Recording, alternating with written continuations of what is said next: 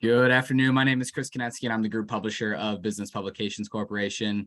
Jobs, jobs, jobs. I'm not sure that I've been in a meeting or been in any discussion with folks in the business community where we're not talking about workforce in some aspect. Of course, it's one of the top priorities the state is working on and our regional groups are working on as well.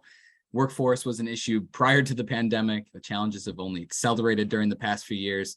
And despite some looming economic clouds and rising interest rates, unemployment has remained low and employers' appetite for workers is continuing to grow. So it's our goal to help you do business better, and you all are the reason that we do what we do. And I know we've got a great panel lined up for you to help you take a little bit of a look into the future, peek around 2022 and into 2023 to see what is ahead in the jobs market. In addition, we're also excited to honor the recipient of the Denton's Davis Brown HR Professional of the Year Award, which we're going to do here in just a minute. And of course, we couldn't be providing today's program without the support of our sponsors. We're so thankful for our sponsors, Palmer Group and Denton's Davis Brown. We're excited to hear from our speakers, but first, quickly, a little housekeeping. If for some reason we were to lose our connection, use that same link that you used to get here. We'll get everything back up and running. So on to our first supporting sponsor, Palmer Group. For over 20 years, the Palmer Group has been helping professionals prepare for and find rewarding positions at Iowa's top companies. Their vision is to make lives better for our clients, candidates, consultants, employee owners, and the communities in which we serve by being the premier talent solutions provider in the region. I'm pleased to welcome Chris Lorenz. He's the Executive Vice President for Palmer Group. Chris, welcome. Yeah, thanks, Chris, and thank you to Business Publications Corp and the Business Record for putting on today's event. Definitely a hot topic for a lot of employers, and excited to hear from the panel today. A little more on Palmer Group. We're celebrating our 24th year and have been 100% fully owned ESOP for the last 4. We're excited also to announce that we've expanded our reach to the Wisconsin market, servicing Oshkosh and Madison and up to Green Bay region, servicing the traditional staffing model, direct hire, professional consulting, and as of 2020, we've added managed services to our service offering. That includes any project-based deliverable that allows our clientele to focus on their business initiatives while freeing up their professionals' time to focus in those areas while we take care of the rest for them. So, again, I appreciate the time today to be a sponsor, and thank you again to the Business Publications Corp. Thanks so much, Chris. We appreciate it. In addition, you can also check out Palmer Group's 2023 employment survey. We're going to drop a link to that in the chat. We'd love to have you go ahead and take that survey. The survey closes, it looks like at 5 p.m. tomorrow. We always try to help out Palmer Group here to make sure that employers are participating in that. We rely on that data as well. And our team, Michael Crum, who we'll introduce here in a little bit, he's going to be reporting off that as well when that comes in. That salary guide is going to be published on November 1st, and you can find a link to take the survey in the chat.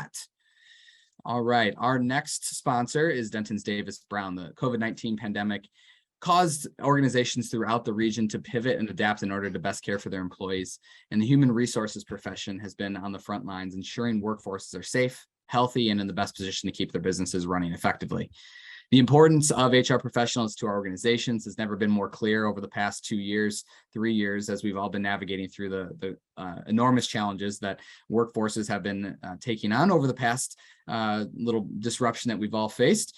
But of course, the impact on the HR profession and their engagement and in the community are things that we really value. And so back in 2022, Denton's Davis Brown, or back in 2020, Denton's Davis Brown stepped up to the plate during the middle of the toughest part of the pandemic to help elevate the importance of these professionals that they are once again sponsoring again today.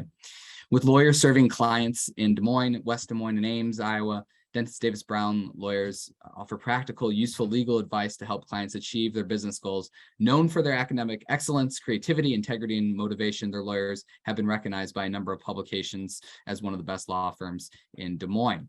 I'm pleased to welcome Jason Stone, president of Denton's Davis Brown, who's going to be introducing the winner of this year's HR Professional of the Year. Jason, welcome. Thank you. It's my privilege to be here today as a representative of Denton's Davis Brown. Denton's is the world's largest law firm with over 20,000 employees, providing services from 215 offices in 83 countries around the world.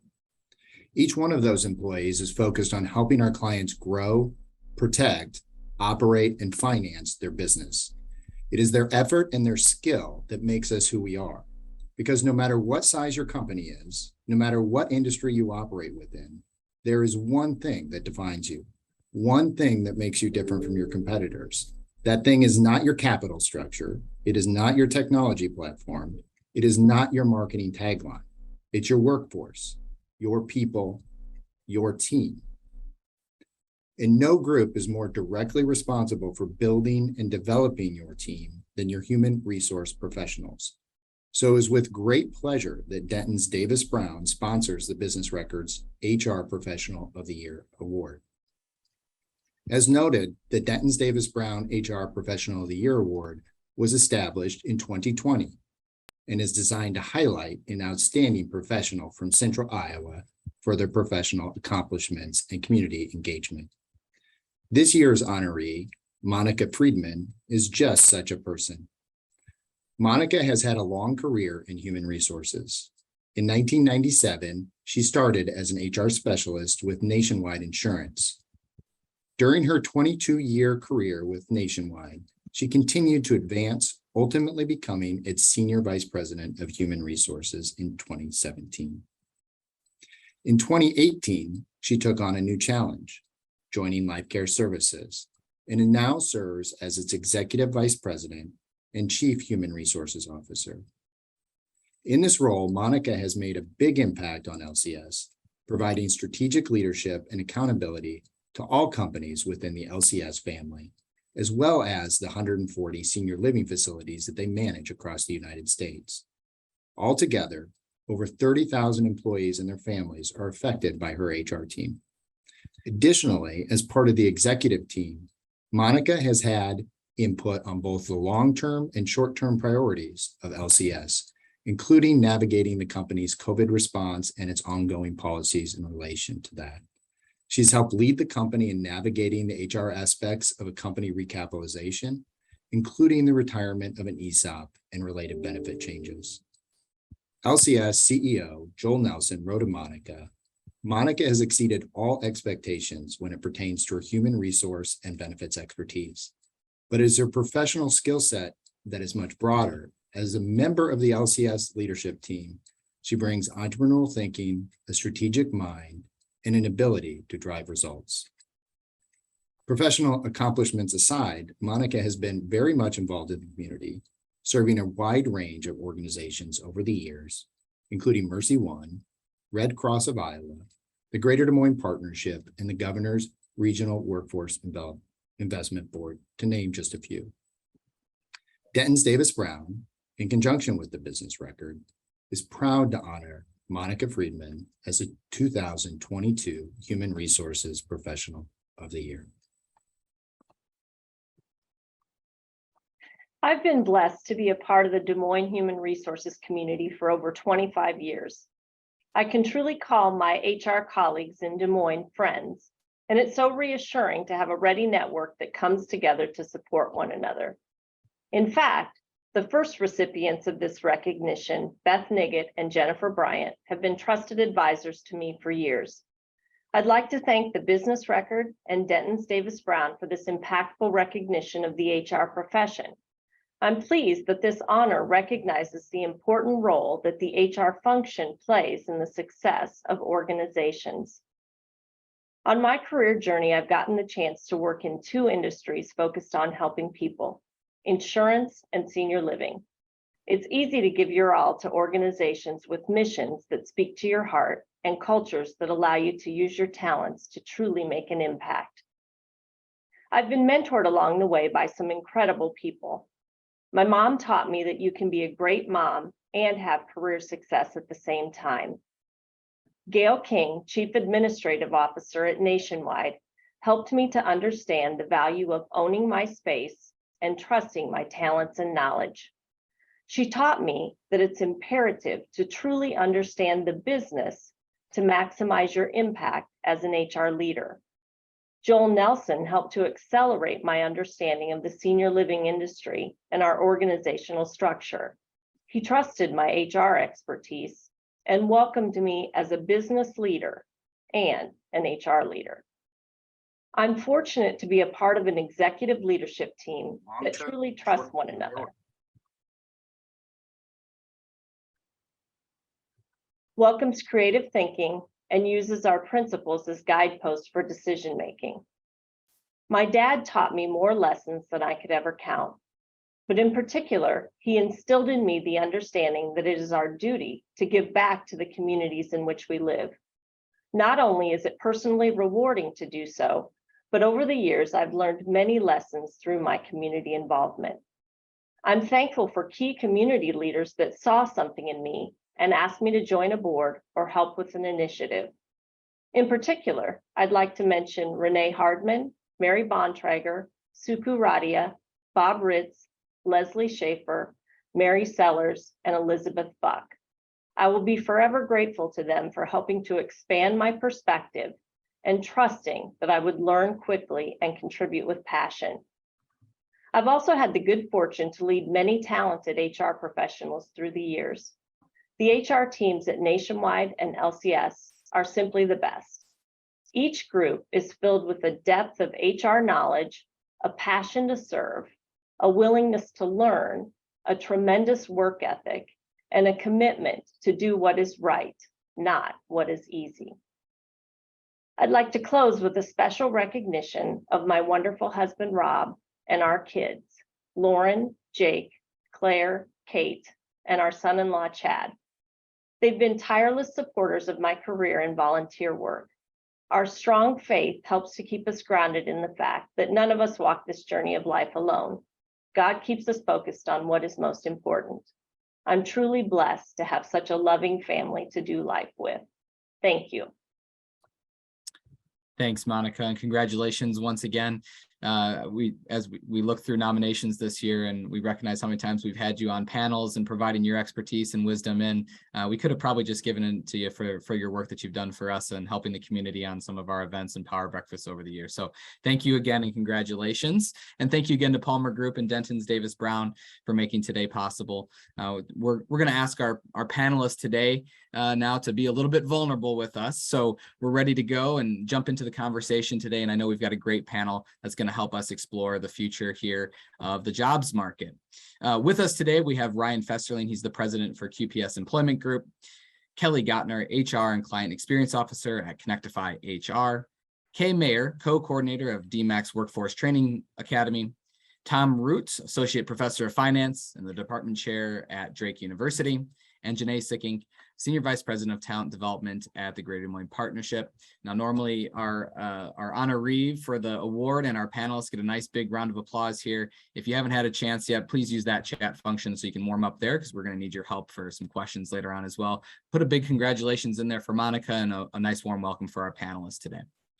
Now, we've only got an hour. We're barely going to be able to scratch the surface, so let's get started. To kick things off, my fellow moderator today is Senior Staff Writer Michael Crum. He's going to ask the first question, and I'm sure a few follow-ups to get us started today. Before he does, I want to give a brief introduction to Michael. Michael joined our team back in April of 2020. He's formerly the editor of the Ames Tribune and worked for a number of years at the Associated Press. And boy, are we lucky to bring on such an experienced reporter to our team. He's been covering economic development, transportation, and ag and the environment for us, and we're just thrilled to have him on board. Michael, go ahead and take it away with the first question. Well, good morning, everyone. I appreciate your joining us today for this conversation. Before we get started, in the past week or so, we've seen some reports that have been released. A jobs report that, while strong, was below expectations. Recent negative report on GDP. Today's inflation report showed that inflation ticked up a little bit again. And then labor participation continues to lag behind pre-pandemic levels. And a common thread to all of this through my reporting, I've learned, is really issues surrounding labor issues and workforce shortages. So really, I'd like to open it up by asking the question, how are those issues surrounding workforce shortages affecting companies' hiring strategies? And Ryan, why don't we start with you? Yeah, thanks for having me. So my name is Ryan Festerling. I'm the president of QPS Employment Group. And just for context of kind of where I'm coming from, so QPS Employment Group is a staffing company. We spend probably the majority of our time on temporary labor, industrial, manufacturing. Then we have an entire division that does professional for IT, HR, finance. I'm a big data guy, and I love talking about the stories of what's going on. So we have about 7,000 people that are out on assignment at about 1,000 customers every single day. So I get to see a lot. I get to see a lot through the data, but I also get to talk to customers. So I think there's probably two parts on the negative side and maybe a few parts on the positive side as we navigate this. I think the challenging parts are, I don't see this getting a lot better in the year or two to come. And there's a lot of people that are saying, well, the economy is going to level some things out, maybe. But as someone said earlier, we were in a lot of challenging troubles before the pandemic. Everything else is just accelerated. So the first thing is, I think we are going to continue to have this challenge. And the second thing is, I would love to tell you I have a silver bullet. I am not going to tell you anything today that you're going to go, wow, I got it all figured out because I talked to Ryan from QPS. I wish. That's not going to be the case. I think the two or three things that we hear mostly from employers, and we kind of share the data stories, is I don't think there's any sense in waiting for things to get better to do the right thing. And what I mean by that is make sure that you are setting yourself up every single day to have a great culture and pay that is competitive. You don't need to be the highest. Hopefully you're not the lowest, but we are all competing on this part with rate. And that's something that we can control to some extent, but you have to make sure that you're in the game. And so anyone that's saying, I'm just going to wait it out for the next 17 to 18 months because I think it's going to go the other way, I'm not saying that you're wrong. I just don't think that's a good strategy. Because in the meantime, my second part is I do think that's going to affect the things that you can affect, your culture, what people are talking about at your company. Are you looking at your Google reviews? Are you looking at Glassdoor? And are you spending disproportionate time to affect the things that are right in front of you? And for me, that's working, doubling down on kind of talent management and organizational work within your group. Are your supervisors doing more than they ever have been able to engage with their people? So, for me, there's things that we can't control. The economy, I can't control inflation. I can't control people showing up every day. However, if I jump to those things of what I can control, I can make sure that I create the best engaging culture, no matter what the environments are that I'm in. And so those are the things that we're working with in employers, is to really manage the things that you can control. Kelly, let's bring you into the conversation. Thank you, Michael. My name is Kellie Gottner. I'm the Chief HR and Client Experience Officer for Connectify HR. Just to give you a little bit of context in terms of the lens that I'm bringing here today, Connectify HR is a professional employer organization.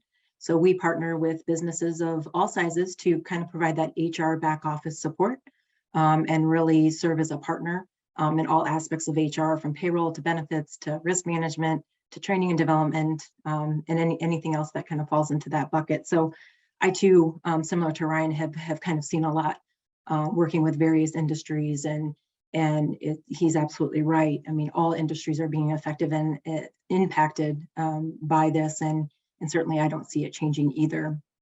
I would say, in terms of hiring strategies, I think everybody is having to pivot, and the one thing that I've seen is that we all have to be creative as HR professionals, as leaders of organizations, as people part of just the management team. We have to be creative in terms of where are those talent pools, where are those individuals that we're looking for that could contribute to our organization. And I would say you don't have to look too far, and by that I mean leverage your internal talent that you have today, your high performers. Who do they know that may want to work for you? Find out even from those that may not be performing well from your organization. Maybe there's a skill mismatch. And so if it's not performance, if it's not attendance related or attitude related, see if maybe you can shift them into a different role. And so I think, it's really about thinking creatively about what those strategies are. And then again, kind of taking care of your house, so to speak, similar to what Ryan was discussing about just making sure that you're creating the best culture and environment for your employees, so they'll want to continue to work there and they'll want to refer employees to your organization.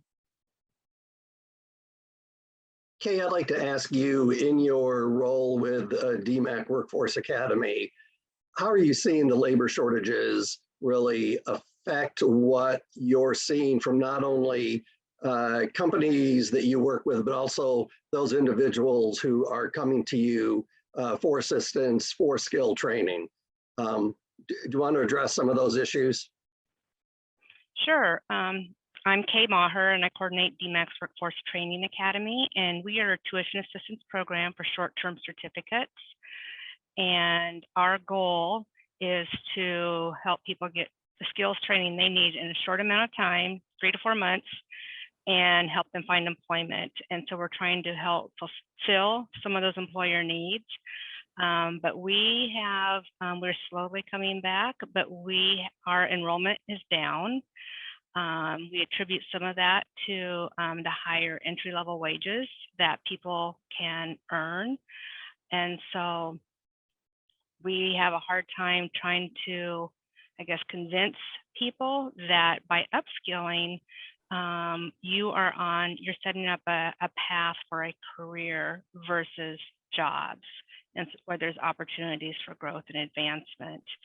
And I think kind of maybe to piggyback a little bit on what Kelly said about with employers, one of the things that we are trying to expand upon is getting into work with employers to maybe help them identify their high performers that they might be wanting to send through our training programs to upskill. So promoting from within, and then that might make it easier for them to backfill some of those more entry-level positions. So we are trying to think outside of the box as well, as far as a college, to bring people through the door and help them recognize the value of an education, whether it's a short-term certificate, a degree, diploma, whatever their career path might lead them.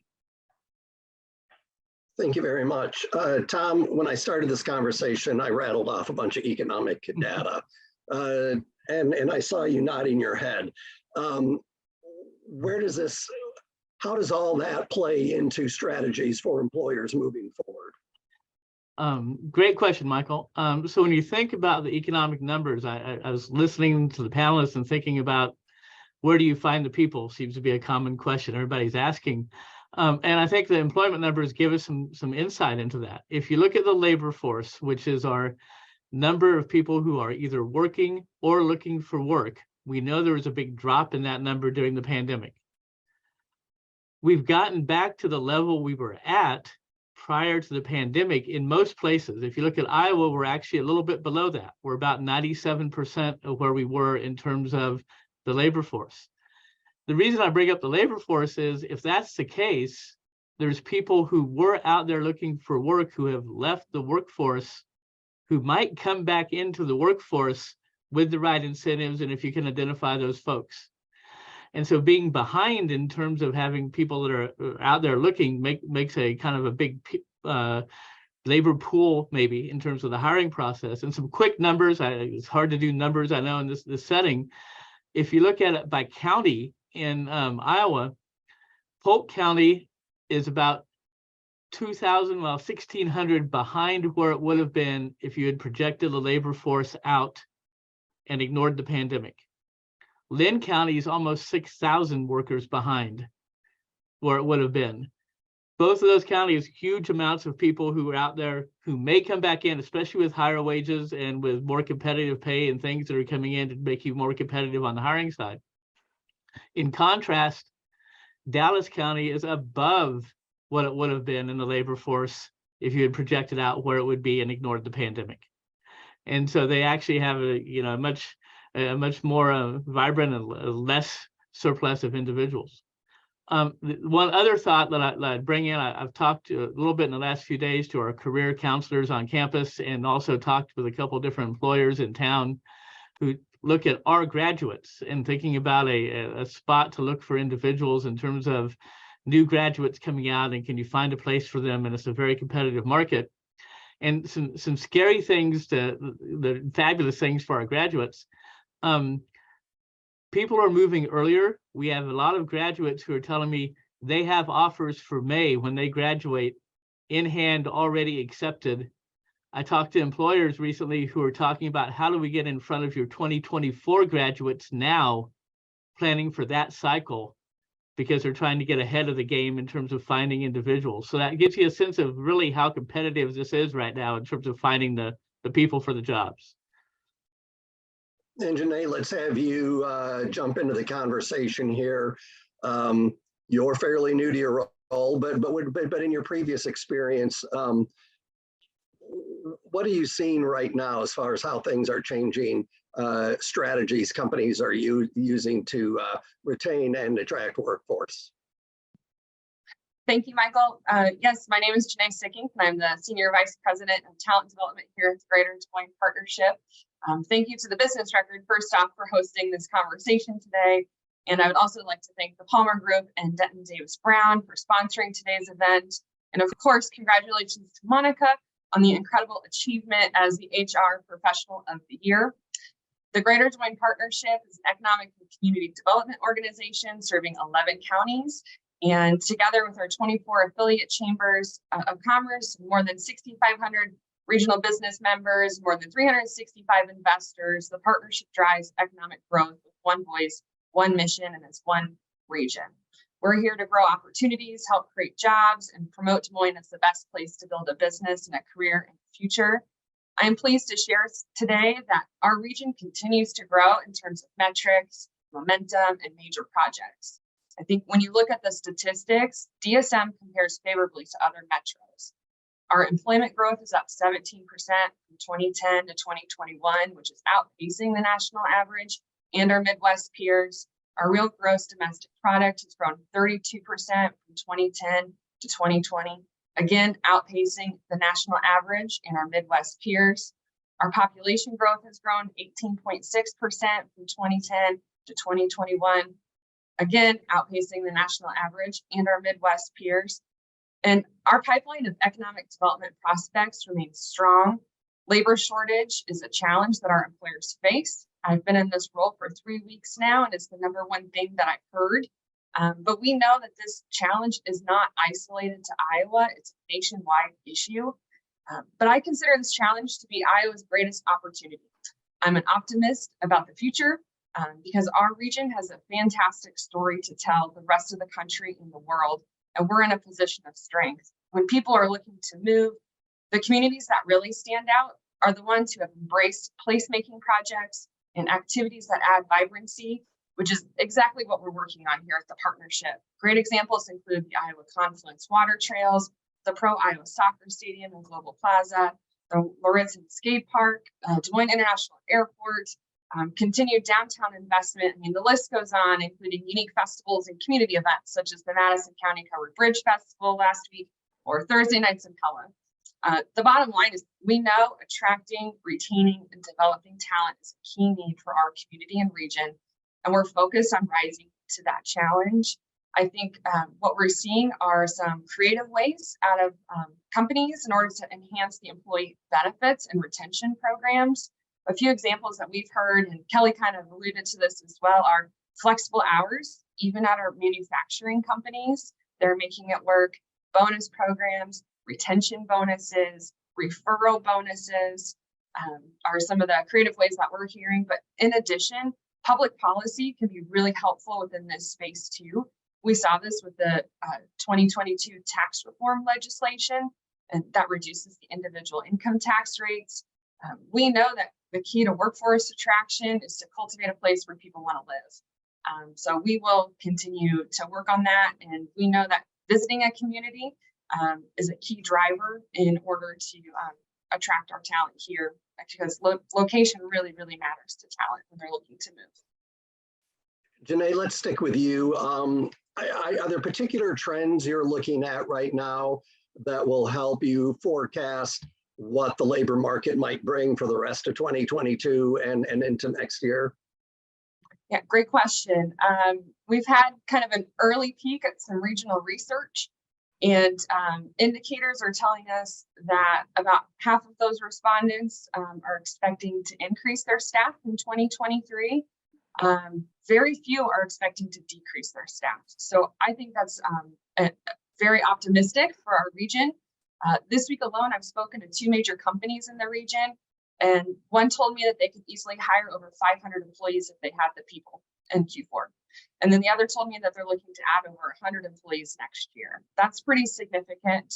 And I think what we're seeing in terms of Q4 and where companies are seeing the talent shortages, looking at industries like banking and finance, construction, IT, technology, manufacturing. But I think what I'm optimistic about is that despite that it's difficult to find talent, or it might be difficult in 2023, companies are still planning to hire, which I think shows the strength of our region. Tom, from your perspective, what trends do you see that companies should be paying attention to as we look towards 2023? We could go on for a long time, and I'll try not to. I apologize if I go long. Just stop me, Michael, on the broader economy questions. And I think that's what we really have to pay attention to. It's really interesting hearing what you were saying, Jenae, because if you think about the broad national scope of the economy, the Federal Reserve is trying to slow down that economic growth, and they're going to keep pushing up interest rates pretty aggressively going forward in a hope to do that, and a hope to get inflation under control. And I think seeing how that influences people's willingness to hire is going to be really important, because their goal is to eliminate some of that labor shortage. And unfortunately, that means eliminating some hiring and maybe getting some people unemployed who are employed today. The problem with that is back to the labor force, and individuals maybe coming back because of the higher wages, or thought they could retire and now they can't because of the higher inflation and things like that. And so that's kind of an uphill battle for them. And so I think thinking about the broad economy is a really interesting trend, and how the Fed responds. Their goal is to be able to bring this in without having a big increase. Sorry about that. I lost my light behind me there, in unemployment. And they bank on this idea that since there are such a large number of vacancies today, they can bring down some of those vacancies without increasing unemployment. Usually there's a big trade-off there. Normally, as the number of vacancies go down, unemployment goes up pretty dramatically. And their belief is that we can bring some people back in the labor force, we can bring down and fill some of those vacancies, and people will remove some of those vacancies as the economy slows. And we won't see a big slowdown in unemployment and a big increase in that number. That'd be the first time they've been able to manage that well. We'll see if they can do that. So I think thinking of those broad economic trends is really, really something we could spend some time thinking about. Kelly, what trends are you watching closely as we look ahead to 2023? Yeah, I think, a lot of them are the things that Tom is talking about and that Jenae mentioned. I think, one of the things that, we see from organizations is again, and maybe some of those more traditional office environments, where they can't offer a hybrid type of work strategy, or maybe it's limited to certain groups. I mean, they, it's trying to help them figure out, what they need to do to get their talent in the door when it's not maybe in a work environment that they're necessarily desired. But what are those other benefits? And so I think some of the trends that I'm looking at just from some of the companies that I work with is just looking at their retention numbers, looking at their turnover numbers. I think, from my perspective, it's always easier to keep the people that you have than to try to find somebody new. And so it's constantly talking to your staff. And, there's a lot of trends right now in HR in terms of stay interviews and how do you identify kind of those top performers and keep them on a development path. And so it's some of the more of the trends that I'm looking at, just to answer your question, is really more in the HR field. And what are those practices and new and up and coming ideas that we can use to leverage to support organizations in creating that culture where they are able to attract and retain their talent. Kelly, I'm going to stay with you here for a second. Can you talk a little bit about what some of those new creative ideas are that you're seeing in the HR world?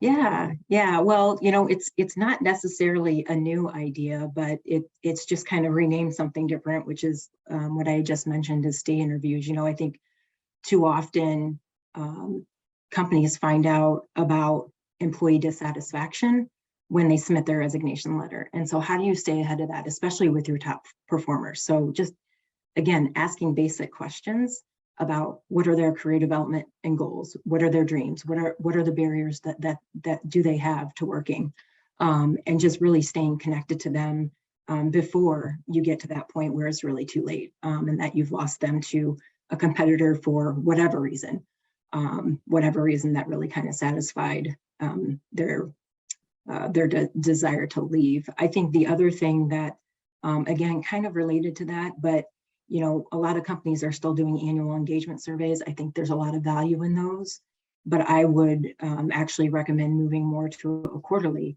what is now called kind of pulse surveys. Again, not a real new idea, but just something that I think we're starting to see a little bit more as employers are moving to more of a quarterly, again, a quarterly check-in to try to find out what's on employees' minds, what barriers do they have, so similar to kind of those state interviews. So again, to just not allow problems to fester within the culture and the environment, but to kind of have those more quarterly check-ins and setting action plans for those things. Okay, what trends are you following out there when you're talking to, again, both the employers that you're working with and trying to bring people in to your programs for that training? You know, I think what I think about when you ask that question are some of the challenges that our students have had once they've completed our training program and go out into the workforce. Some of the things that we've seen are the lack of onboarding. And so we might have somebody who just completed a CNA training and then they have been put out on a floor with very little, if any, assistance. That's very overwhelming and scary for a new employee. And so they don't stay. I think the onboarding is a direct connection to the retention for many of our student experiences. But some of the other challenges that our students, when it comes to staying in that position, are maybe the ability to look at some flexibility with the employers. So for example, if you have a student who maybe doesn't have transportation, so they're relying on the bus, her shift starts at 6 o'clock, but she can't take kids to daycare till 7. Are there some things that employers can do, excuse me, to be more accommodating for those situations? We all need help sometimes, various times in our lives. Many of us have resources to help us through those times. That doesn't necessarily mean that we are better employees. We just have more access to things to get to that job, to be able to keep that job. And I think if there's opportunities or ways for employers to maybe be able to try to provide some of those, not necessarily supports, but try to provide some of those resources so that those who are truly trying to get out into the workforce don't let those barriers keep them from contributing, from being part of that workforce in our community. And Ryan, what trends are you following and paying attention to as we move through the remainder of 2022 and into 2023? Yeah, I think there's some interesting things that we're seeing. And so, you know, again, for context, we have about 55 offices, 12 in Iowa. We're seeing a couple of different trends that are almost offsetting, so to speak, each other. On the professional side, you know, we probably hire about 400 folks as direct placements or contract for IT, HR professional. We have seen over the past 10 weeks an increase of about 25% of the people that have said, I will take that offer and show up at XYZ company, only to either get bought back or to say, I changed my mind and I'm not going. So now we are disappointed on the folks that recruited, the company they're working for is disappointed. I can't tell you the exact reason why, but we have two theories. Number one is they're watching the same news that we are that says we're headed for some challenges in the economy, and husband, wife, boyfriend, friend says, are you nuts? Like, do not go take that job. I don't care that you got a $10,000 raise. First in is last out. Or you are such a key part of our talent and we just bought you back for some crazy number. But though that trend is real in our industry, that a large number of people that are committed to going jobs in the professional side are not. And so that causes a lot of churn in the industry. On the non-professional side, what's really interesting is we have seen an increase in our candidates with the same number of jobs by about 15%. That is wonderful news overall. And I'm part of a lot of economic groups, and I was comparing this with an economist that we use, and he said that is so fascinating. And I was showing him some of our data, and I said to him, the good news is that 15% increase in applications has been great. It has not translated into us being able to hire more people. And the reason for that is his theory was those folks that are starting to trickle back into the workforce, they do not want to be a part of the workforce. They are out of COVID money. They are, mom and dad have said that's enough. You have to go get your job. And so those folks that have, and again, I'm making a broad statement here, but our increase in applications has not necessarily translated into more people kind of quote on assignment, because that group, they don't have the exercise to have worked now for the past 2 years. They are jumping into a workforce and don't know what it's like to show up every single day on a consistent basis. So that's been an interesting one. Now, on the other hand, the folks that we've been working with for the past couple of years, they are staying a little bit longer on the temporary side. So the retention has actually gone up a little bit, which is kind of offsetting some of that other work. So again, we're kind of seeing some different stories. I have no idea what the next 3 months are going to look like, but the data is certainly telling an interesting story. I want to jump in with a follow-up there. So back to the professional jobs for a second. You mentioned kind of one of the theories there being that they're getting offered, say yes, and then the company that they're working for is likely on the back end going, gee, that expense of going out and trying to replace that person is going to be much more than if I'm going to go work right now. And I might actually end up having to pay more in that scenario. Tom, do you think that that's I know wage inflation and some of those things that we've talked about. Can you tell us a little bit about what we've been seeing here in our area around wages? Yeah, absolutely. A good number, and I'll say also scary number if you're the employer side. Personal income for Iowa, year over year, we were at 9.3% gain, which made us 4th highest among the states. Great for employees, big cost for employers. I think a lot of what we're talking about right now is how do you attract those workers? And I was really interested in what Ryan was saying about the people more applying, but people getting the job and then not taking the job. I've got a survey I just saw of nationwide of new college graduates, and second to compensation, but only by about 1%. It was like 74% said compensation was the biggest driver, and 73% said that the second thing was they put stability and long-term stability as the most biggest driver in terms of that. And so I think it's a fear of people leaving, even if you get that higher wage, or as you said, first one out, if you're the last one in some sorts of stability and long-term plan is something that's big. And we talk a lot about that in economics with this idea of your life cycle and your long-term plan and compared to short-term transitional changes. And I think there's a big fear of losing that after the pandemic. Also, I'm really interested in terms of what everybody's seen in terms of people moving.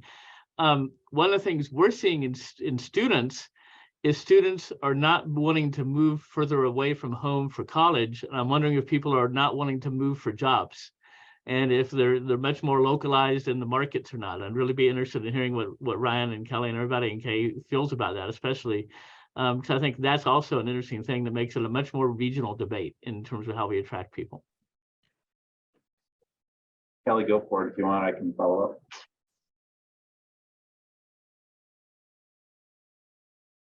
Yeah, sure. I can pop in. That's interesting, Tom. I do think, there's always been that, college graduates want to leave, and move away from their parents because it's the bigger cities are the more exciting ones. So that's why, all of the things that Jenae talked about, even just from Des Moines and the region, is exciting for me, is that we're providing enough opportunities for people that maybe that they want to stay. And I think certainly, employees not wanting to, or individuals not wanting to go away from home or travel home so far, they have so many opportunities now with employees or employers hiring remote work. And those certainly salaries are can be, depending on where the company is located, significantly higher than what a company might be paying based in here in Des Moines, just from what they're used to. So take Boston, for example, cost of living is very, very high there. And so it costs more for them to pay in salaries to pay their employees. Well, they could get somebody in Des Moines that's cheaper than what they're paying those other staff, but is still much, much higher than what an employer here is going to pay. So I think that's one of the challenges, just as we move forward, is that the world is a candidate's oyster, and they have a lot of opportunities to pick from. And so that's why, for me, it just goes back to what are they looking for, and what can you provide as a business leader and a business owner from a culture perspective that's unique and different to you, and how you can engage those employees that want to work for you, and what it is, why they want to work for you. Go ahead, Ryan.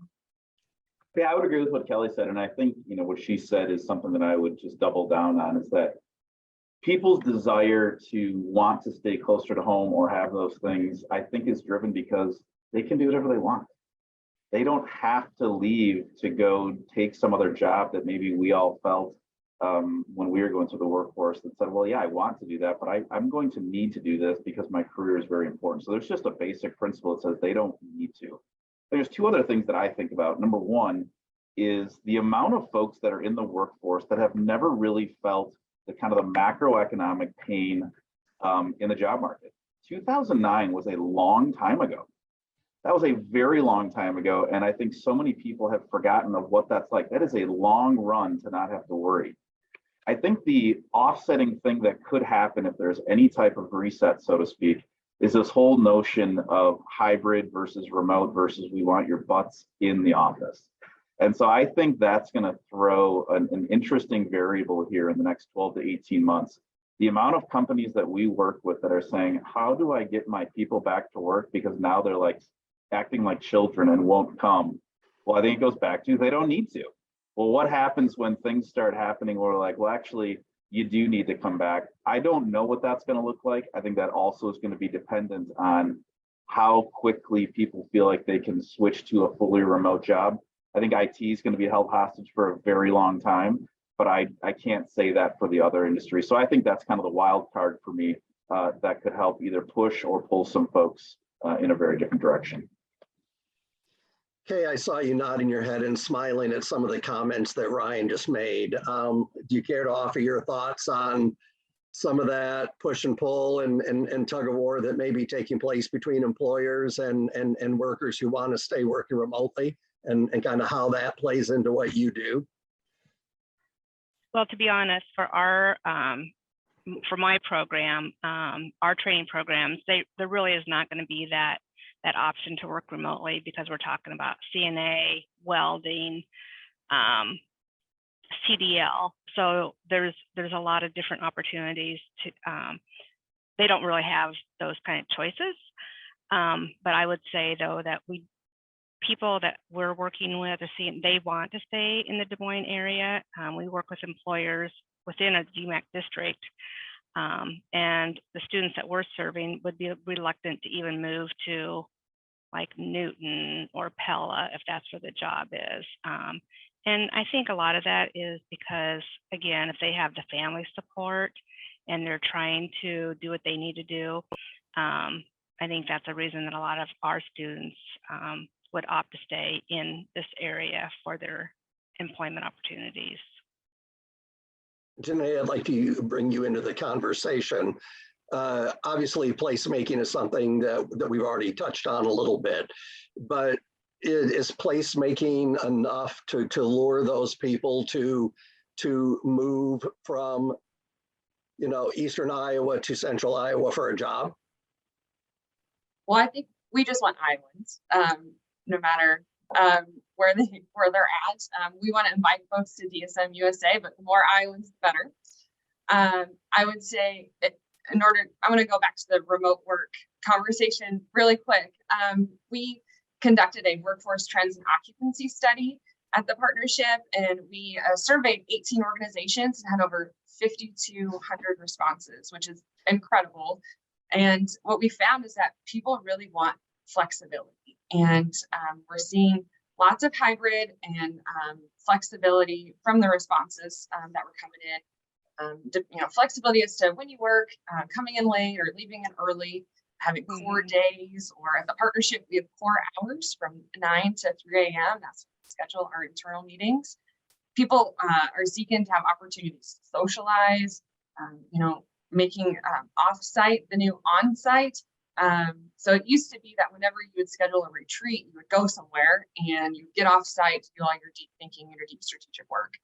Now, folks are thinking about how do we do that back in the office and getting back into gathering together and creating that meaningful experience and that culture and socialization and collaboration within the space. And also, my background is in higher education, so I was really encouraged by Tom's comments about students. And I would love to answer the question is, what happens if our college students never left Iowa? What does that look like? How can we keep them here? How creative could we be in order to keep them within our region? Kelly, what would need to happen to make Jenae's dream come true? I think a couple of things. One, and Kay kind of touched on it too, is, how do you tap into the various kind of groups of talent, whether it's traditional or non-traditional. And I think from a, college perspective, it starts so much earlier than that.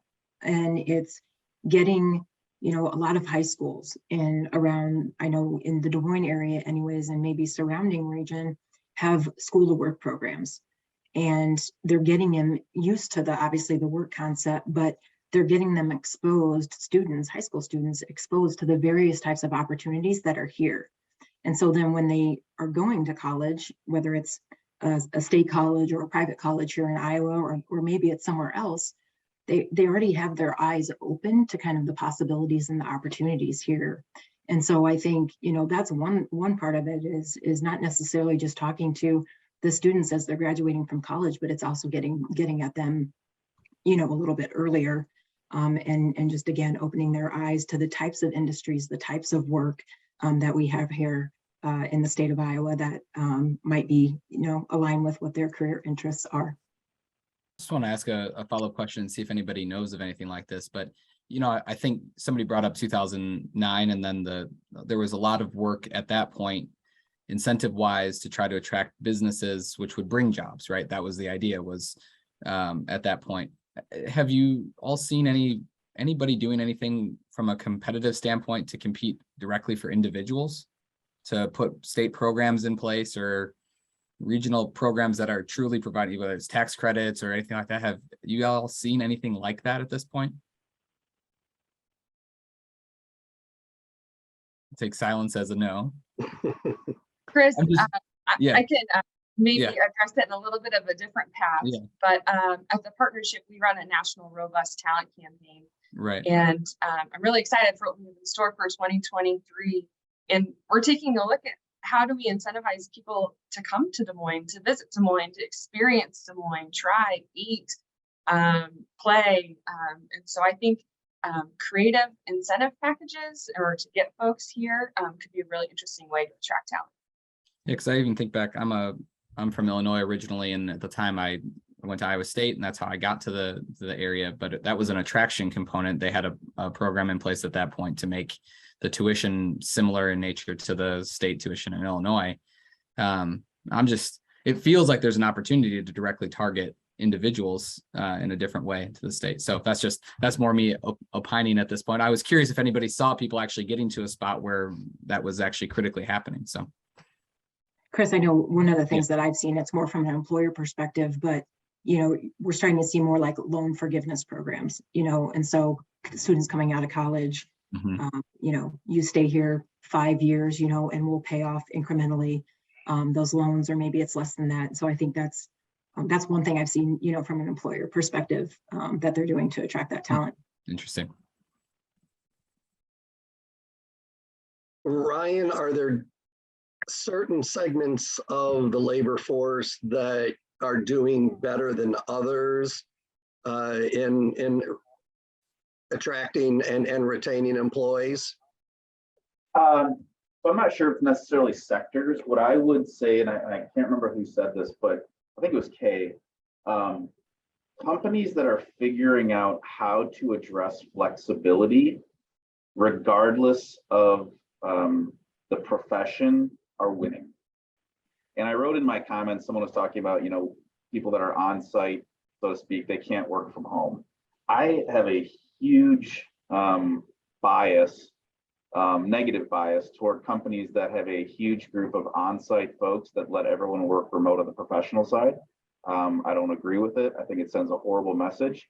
Essentially, what you're telling people is that if you're able to work from home, your flexibilities are more important than if you're a welder or if you're manufacturing. And I would argue that folks that are potentially lower on the income scale probably have more things to deal with than folks that aren't. And I just think that is a disservice, and I think it is not being thoughtful of leaders, but we see it every single day. I was on a call a couple of days ago with the CEO and her entire staff on this type of thing. And she was talking about how do we get more people to stay in retention? And I said, do you mind if I can be a little bit challenging for a moment? And she said, yes. And I said, unless you guys all have backgrounds that look like your living room or your kitchen, it looks like none of you are in your office. And yet you've got 180 people that are sitting over different types of machines, and they have to be in the office. And all of a sudden I saw all the cameras going dark. I'm not going to look at this. I don't know how this is going to go. But I'm like, what kind of message is that sending? So I think, to answer your question very short, companies, regardless of industry in the service area, that are able to figure out flexibility and split shifts and covering for each other, we are seeing that incrementally work. And more than anything, retention that says, hey, thank you for being flexible.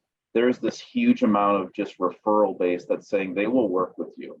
As long as you tell me when you're not going to be able to be there, I will work with you. And again, we work with some old folks. Well, that can never happen because the whole line's got to get shut down. Well, if no one shows up, the whole line's getting shut down anyway. And so I think I've just taken a very pragmatic approach with some of our folks saying, I don't have a great answer for you, but if you offer flexibility, your line might stay up longer, and we can actually figure out how to use a part-time, full-time, flexible model. So not industry specific, but more folks that are saying, what does flexibility look like in a service industry? So to everyone else, is that issue of flexibility and remote work, is that going to be a primary factor in dictating success moving forward? Jenae, do you want to share your thoughts? Sure, I have a little bit already, but I think it's definitely something to consider as you look at 2023 and beyond. I think leadership will have to make some tough decisions around this space, because I think what leadership at an organization might think might be different than what your boots on the ground people think. And so really getting that ear and that sense, and I know Kelly talked about pulse checks as to what your employees think, and then making decisions around that. Tom, let's bring you into this part of the conversation. What are your thoughts? I was really nodding my head and thinking a lot when Ryan was talking about this. I think that this is a labor force question that's going on nationwide, that we have that split and the difference between the types of jobs in white collar versus blue collar. When you look at the gains over the last month, you talked about the number, Michael, that we had in terms of gains. I've got this pulled up. I was looking at it earlier today, that service providing is where we're getting a lot of gains. We're not getting a lot of gains in some of the other things like manufacturing, construction. Of that 260-some thousand hirees, it was in services and leisure and hospitality that we're seeing the big gains. I think you're right. There's a big difference in, everybody talks about hybrid work, but not everybody can do that. And when you have that mix at your firm, it does send a really negative signal, a difficult signal. And so I'm 100% on board with that. In terms of hybrid for new hires, I can tell you that our students have now gotten accustomed to that world, and they expect to have hybrid if they're in a job where that's something that they can do. They're used to Zooming with me in office hours instead of coming to my office hours and all those types of things, and having class online if they're sick that day and finding a way to facilitate that and all those types of ideas.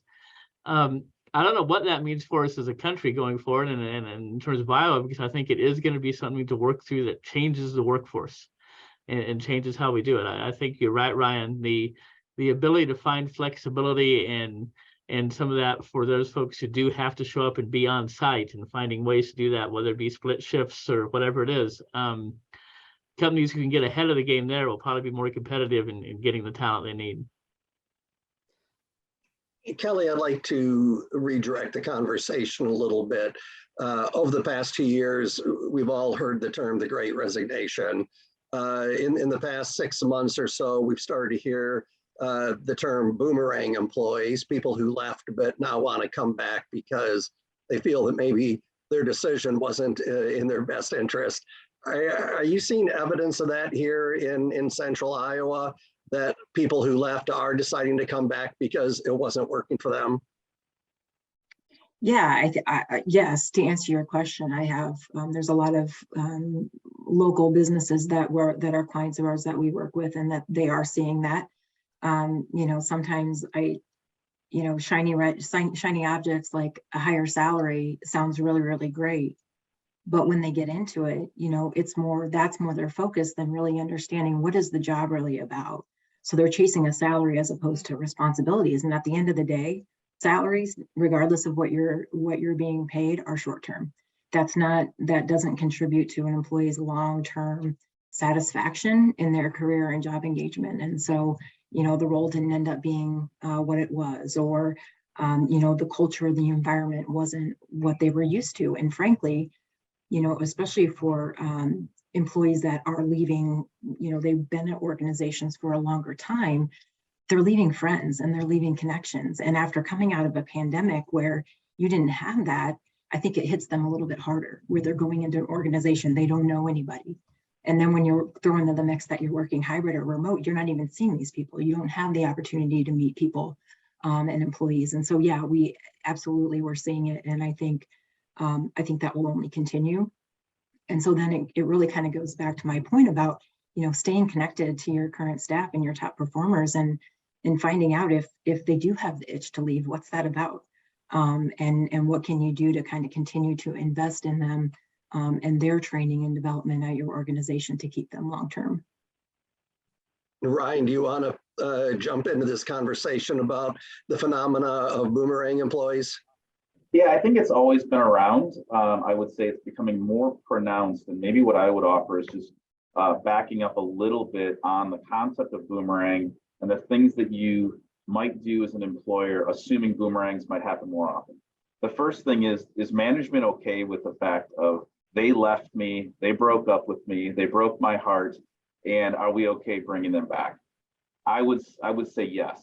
And the reason for that is sometimes that's an incredible employee that everyone looked at as a bellwether to go, well, I must be missing something, because if Sam or Sally are leaving, I was happy and I thought they were amazing. What do they know that I don't know? Sometimes it sends an incredible message to the rest of the organization that the grass is not greener. So I think that's the first part to think about. But the second part that I have really worked at the company that I'm the president here the past 3.5 years is I wouldn't say we celebrate when people leave, but treating people the right way on the way out sends a very strong message. And if you think about it, every single one of us on this call and every single one of us as participants will have a last day, right? We might win the lottery, we might get fired, we might retire, we might have found another opportunity, but every single person that leaves is being watched by everyone else, and they say, that's how they're going to treat me on the way out. It's what we all do internally. I firmly believe that. When someone leaves, they go, oof, that's how they're going to treat me. And so I wouldn't say we celebrate it and necessarily throw a party for everyone, but I try to talk to every single person we're leaving, even if it's someone that didn't work out, because leaving, you never know. They're going to tell 10 more people, we might want them back. We might ask for referrals from their friends. And so in this job market, having a positive experience in any variable you can, take it. Kay, I'm curious, kind of along these lines, but a little bit different, I suppose. What what industries are you hearing from where there's the greatest demand? And what skill sets are they looking for when it comes to training? Oh, you muted yourself. Oops, sorry. No worries. CNA and also CDL. But what we're seeing also with CNAs are that, again, the shiny thing that Kelly was talking about, chasing that higher wage. We just talked about a student the other day who has had 4 jobs in the last 8 months, but she keeps going to the next place and now she's up to getting $24 an hour. She keeps moving. And again, that kind of goes back to what Ryan was talking about earlier too. I mean, kind of more coming from the idea that you have maybe more loyalty to your employer, and that's very different now. You're going for what you think works best for you. And a lot, like I said, a lot of it right now is who's paying $1 higher in wages, et cetera. One of the things that we have seen with CNAs though is that it used to be that you needed to have both your basic and your advanced CNA to work in a hospital. Now we have hospitals that are hiring for people with just their basic CNA. So I don't know, I don't want to say whether or not that's good or bad. But again, I think it goes back to the onboarding comment that I made earlier, is that we need to make sure that if people are going in after 3 weeks of education and being put on a floor where they have huge responsibilities, the onboarding and those things really need to be in place so that employers are keeping those employees. And again, that's what we try to prepare our students for, is, to transition from the classroom to the workplace. So CDL, we have employers coming in while the students are in training, and most of them have jobs at the end of their training. So obviously the work is out there if people want it. We just see a lot of our students are being pretty particular about choosing the position that they're going to take. And again, because they know they're in demand. Kelly, I'm wondering, what are you hearing from employers that you work with, as far as what are they looking for in an employee?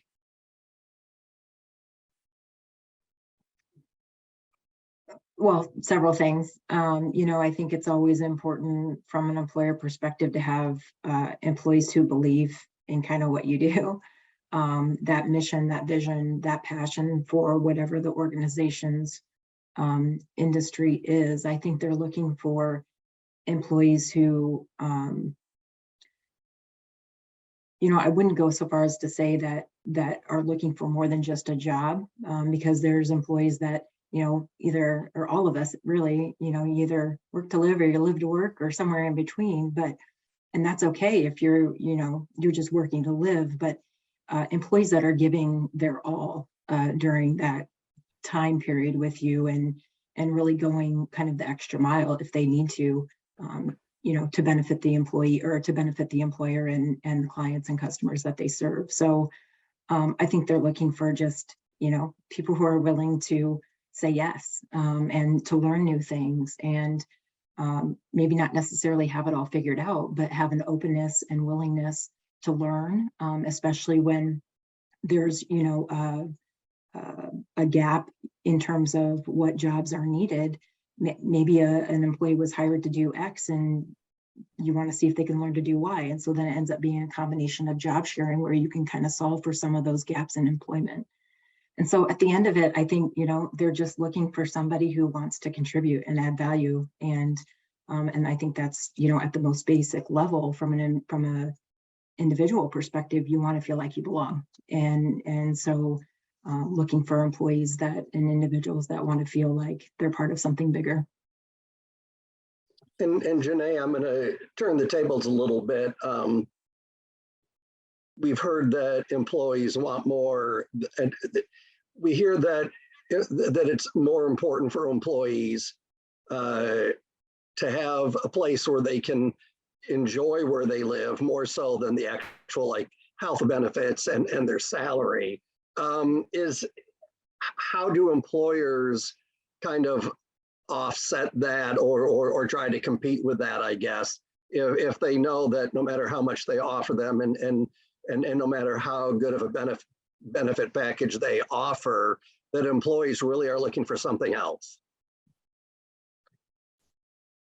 Well, I think employees are looking for all sorts of things when it's all on the table when they're looking to make a move, whether that's salaries, benefits, and location certainly plays a factor. Experiences, I mean, it can be as basic as, do I have to commute? Does my child have access to a daycare center? Can my daughter get into the right dance organization? There's a lot of factors out there, and really it's just being connected to the community and being able to show when you have a candidate here, like, this is where you can live. Let's give you a tour so you can see yourself living here. Let's help you find, the local YMCA Wellness Center, or here's where you can go get your groceries. It's really about creating that story so that way they can see themselves belonging here, like Kelly talked about. And Tom, I want to come back to you. We've talked a little bit about some of the economic drivers out there, and we've talked about some numbers that people may be trying to digest. How does this all play in with the changing dynamic of what we're talking about, the labor force moving ahead into 2023? Are you able to kind of connect the dots for us? We'll give it a shot, and absolutely, I think the bigger picture on the economy is kind of where you're heading, I think, here, Michael, this question. And I think we're in a new world for the economy. We were after the 2009 issues and the Great Recession there also. But to give you some other numbers that are kind of interesting, you talked about a 263,000 gain in employment nationally on the month. From about 2010 to 2020, so the 10 years following the financial crisis, we gained on average 160,000 employees a month. So that 263 is still well above that long period of expansion. And that sounds like, oh, that's great growth. But to counter that, we still are behind where we should be in employment and where we should be in terms of labor. So that's a lot of pent up ability to move forward. And I think that's one of the things, the pain we're all feeling when you see the labor shortage questions and how do we get these people back to work that have left work if we can, and where do we find the right talent? And it was really interesting hearing CNAs and CDLs from Kay, because trucking and things in the supply chain have a huge impact on our questions for inflation and what's happening in the broad economy. And that's one of the toughest things as we think about the economy for the next year and a half, 2 years, if not longer, is the recession fears. I know you and I have talked some recession things this week, Michael, but the recession fears are real. And are we going to get to where the economy feels like, and you feel like it's in a recession? Traditionally, that means increased unemployment and the loss of a bunch of these jobs. At least locally, we're not feeling that. We're seeing like people are wanting to hire. Nationally, I think we're going to feel that more. And I think we almost have to feel that to get the inflation side under control. The final part of connecting these dots, which is the toughest part to try to deal with on the economy, is inflation comes from two things, demand side and supply side. Demand side is, hey, everybody's got this tight labor market and we're getting more money and we're willing to spend more for goods, and that pushes up prices. That's what the Federal Reserve traditionally fights by increasing interest rates. The supply side that says we don't have enough truck drivers and there's a bigger cost to doing that, and we have supply chain disruptions in terms of getting things shipped in. Increasing interest rates doesn't fight that. And we've got inflation coming from both sources following the pandemic. And so we're in kind of a weird spot of how do we control that? And the last time we were there was the 70s. And what we found from the 70s, and we think about policy in the 70s, the only way we broke this inflation cycle from the late 70s, mid to late 70s cycles, where everybody gets, hey, I'm always going to get a 4% or a 6% raise, and it's going to keep my cost of living and I can keep spending money, is by really pushing that lever up and really slowing down the economy, which is where the big inflation, the big recession fears come from. I'm thrilled to hear everybody's wanting to hire in terms of the surveys going forward. I was actually kind of surprised that people weren't a little more concerned about where the economy might be 6 months or a year from now, because the Fed has almost officially said, we're going to accept some higher unemployment and force that to happen to try to keep inflation in the bottle. And that may help the labor markets a little bit in terms of finding employees, and employers may have a little more ability to hire then, and employees a little less of the ability to you know, get what they want and make the demands. Tom, I wonder if you, as you're going forward, I think there's a lot of indicators and things that people can look at, and you hear some of the big companies that are doing layoffs or things like that. So I'm curious what you'll be looking for to go, oh, something's actually switching in the labor market. Is there anything that, and I'm sure it's not a silver bullet there, but I'm curious what indicators you might be looking at as we keep going forward. The one I think is the most interesting to me right now is vacancies. If you look at vacancies and job vacancies, the 4 or 5 years prior to the recession, the national number in what's called the JOLT survey, the openings and labor and stuff survey, I want to say it was around 7 million in terms of vacancies pretty consistently for a couple of years. It's over 14 now. It's more than doubled in terms of vacancies. If we have that many vacancies and we're having trouble filling them, that's a big indication of what's happening in the labor market. That number needs to come down somehow, whether that's people coming back into the labor shortage or firms being afraid to hire and not advertising for those positions. Of course, the downside with that is, does that cause unemployment? And that's the trade-off. Does that mean that we're having less hiring and people are starting to, look for work that aren't going to be able to find it and things like that? I think it's really interesting with the labor force questions, because, Ryan, I think it was, said something about people who are out of work that now aren't used to work and getting back into work. And that's an interesting question, is who has left the labor force and why did they leave it? And it's a mix of reasons. Some people retired earlier than they would have thought of. Some people left for childcare questions, and we had a discrepancy of women versus men for a long term in the labor force disruption, and a lot more women left the labor force. They're back to even. They're kind of similar to the rest of the economy now, and so that's been nice to see that didn't persist.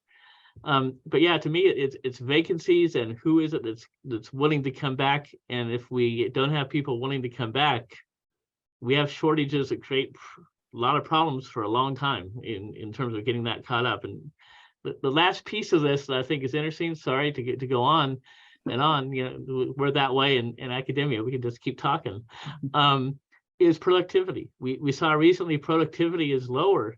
And so not only do we have these shortages, people are producing a little less per job than they used to be, which creates another problem for hiring, because you're trying to find more people maybe to keep up. And so I think all of those combined, we usually see people become more productive when they get more scared and they want to keep their jobs in downturns. And now it's, no, I can find ways to quiet quit. I can find ways to not quite do everything I was. And that's a really tough position to be in on the employer side. What's the actual measure of productivity? How do they? Very great question. It comes from some of our measures on GDP. And so we look at the input from, the way I always describe it is the big things that grow the economy are labor and technology / capital investment. And we do a pretty good job of saying how many people are working, and then, how much has been invested in technology. And then productivity comes down to the leftover part. And if you look at the equation, it's a factor outside of that that says, oh, we could double that up or triple that up because people are more productive with their jobs. It's obviously related. As we hire more folks that have great computer skills, we become more productive. And as we invest more in capital on some assembly lines and things like that, each person becomes more productive. But the things that constrain growth are that that has diminishing returns and labor has diminishing returns. Each person added has a smaller gain for the broad economy unless we have that increase in skill level, increase in knowledge. And so productivity is this kind of leftover gain in GDP that can't be explained by the number of people working and the investment from business. and we back out a number for how productive each person is. Well, I appreciate the academic lesson there, because you hear that and there's obviously a variety of factors that probably go into that. One that I think about is that we're often working with folks that are new in jobs, and it just takes longer to do something because that person's new. Absolutely. And we've seen that. I can think about in the event space, for example, if there's been a lot of turnover with the hospitality industry. And so when you're working with new folks, it just takes longer, more back and forth in that equation. So if you translate that out with the movement that's been there and a lot of the retirements and folks like that, you can kind of see how maybe that could be grinding in that space. Yeah, well, one quick last thought, and I know we're close on time, is a couple things related to that. We talked about hiring and people coming back to the job. If you have a high performer that wants to come back, that you don't have to have the training and that long training curve that you just talked about, it's a pretty easy decision to say, hey, bring them back. And it does send that great signal that Ryan talked about, that they're willing to come back and you're less likely for others to leave and things like that. The last thing on the vacancies is one of the measures the Fed has looked at is job efficiency in terms of the search and how efficient is the market. And their fear was that we had a big loss in efficiency. And if we had a big loss in efficiencies, that's why we have all these vacancies. But they found that no, we really have only had a decline of a few percentage points in terms of efficiency of people being able to find a job and how quick people are able to do that. And so it's kind of interesting. We have all these vacancies, but the process seems to be doing as good a job of finding work as it was in the past. And it's not a matter of a slowdown in the matching of what's available, which is really kind of an incredible labor market to be in. So you're saying Ryan and Kelly are doing a good job still? Absolutely. That's good to know. Well, we are just about out of time, but we are going to give you each a chance to give a final takeaway here today. Before we do that, just want to share a couple of things that are coming up, so you have a second here to think through what you'd like to leave folks with today, this afternoon. So we have a variety of events that are coming up here soon across our company. On October 19th, we have the LGBTQ Legacy Leader Awards that our sister publication DSM is putting on. Then on November 10th, Sage is over 70. We've got a great group of folks from the business and cultural community that we'll be honoring on November 10th. And our last event of 2022, we'll close us out. We're going to be taking a look at the housing market as part of our Project 515 series. That's going to be, of course, be very timely. A lot of things happening in that space currently right now, and some of the things that connect in here with when we're talking about labor. So we're excited for that series as well. You can register for all of those events at businessrecord.com/events or dsmmagazine.com. Any feedback from today? If you have story ideas, things that you want to convey to our team, the way that we write about the things in the community come from readers and viewers like you. So if you have something you feel like we should be writing about, you have an idea that spurred something today, please reach out to Michael Crum. If you're interested in supporting the work that we do here at Business Record, please reach out my way as well for advertising opportunities. This event is recorded. We'll be sharing it within our products. You can sign up for all of our products at businessrecord.com/sign up. We also streamed it live on Facebook, so feel free to share it with your friends and colleagues. All right, final chance to give a closing takeaway here. And Jenae, why don't we start with you? Great. Thank you, Chris. This has been a great conversation. I just want to reiterate that at the partnership, we're continually focused on this. I'm really excited to begin this work, and we will continue this conversation at our Future World of Work Summit on October 24. So I hope everyone can join us there. Thank you. Thanks, Jenae. Ryan. Yeah, first of all, thanks for having me. You can tell I get pretty passionate about these topics. It's a lot of fun. If anyone wants to shoot me a LinkedIn, continue this dialogue some other time, would be happy to. I think the parting thoughts that I would just have is, we talk about these things right now of how do we find people and retention, because we are all backed up into a corner. And I guess the challenge that I would throw out to everyone is do the right thing as an employer when you don't need to. The amazing stories that people will tell about your company and the supervisors that you work with.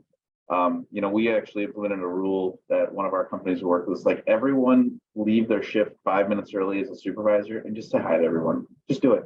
Just say hi to everyone. I don't know how expensive that was for you to do it, but just do the right thing. When we talk about all the different tactics and strategies, keep this thing really simple. And, we're all in this together. Thank you. Thanks, Ryan. Kay. I too appreciate the opportunity to be on this panel, and I would just say to employers out there that, you know, whether there's hiring needs or you are looking to upskill current employees, I could put my information in the chat and would love to be able to talk about how DMACC might be able to work with your company to do what we're all here to do, and that is to prepare people for the workforce. Great. Kelly.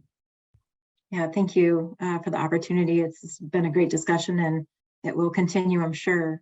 The one thing that I think I'll just leave is, I don't really like this phrase, but I'm going to use it. You know, for employers, start thinking outside the box, and as HR professionals, start to think differently. And even in terms of when you're looking at bringing employees back to the office, just because you always did it doesn't necessarily mean that you need to go back to that. And how can you be a successful business and still take into account your employees' needs? So get creative. Feel free to reach out. We'd love to continue the conversation with individuals if you're interested. Thank you. Thanks, Kelly. And Tom, final thought today. I think my final thoughts, thanks, Chris and Michael, and thanks for the business record, first off, and all for the rest of the panelists, for that matter, for this great discussion, is to think about us over at Drake in terms of a labor supplier. One of the things, back to the partnership that we have been great at over the years, is we bring a lot of folks in from Chicago and surrounding areas that stay in Des Moines when they graduate Drake, and they're usually pretty good employees. And while we have a lot of our, as I said, great performers already accepting jobs for the spring, we also have a lot who are still looking. But there is a long runway there as people are making offers now for May graduates. But yeah, feel free to come talk to us about those opportunities for folks. Well, we are just about here out of time, and Tom, we are helping you out there. We're actually grabbing working on one of your students right now that is in the journalism department that's going to be taking on some part-time work for us. So, but that's, I mean, truly, that's what we're looking at doing as well. We're looking at some part-time options for some times where that makes sense and where that works in a good way for us. So thank you again, Michael, for putting together such a great panel today. In the chat, if you could give our panelists a big thank you as well. They all did fantastic work today, helping us kind of suss out and understand what might be happening here in the future. We know that you all have time and busy jobs, so thank you for being here and helping serve as a panelist today. Also, to our sponsors, thank you to Palmer Group and to our awards sponsor, Dentons Davis Brown, for making today possible. And of course, another final congratulations to Monica Friedman, who's the HR Pro of the Year this year. Lastly, thank you again to all our panelists, and thank you to our audience for being here today. We know you have choice on where to be at today and to spend your time with us learning and helping ensure that your business is best positioned for the future. That's what we're here to do. If I can ever be of any help, or Michael can, please feel free to reach out our way. Thank you again for being here today, and having a great rest of your afternoon. Thank you.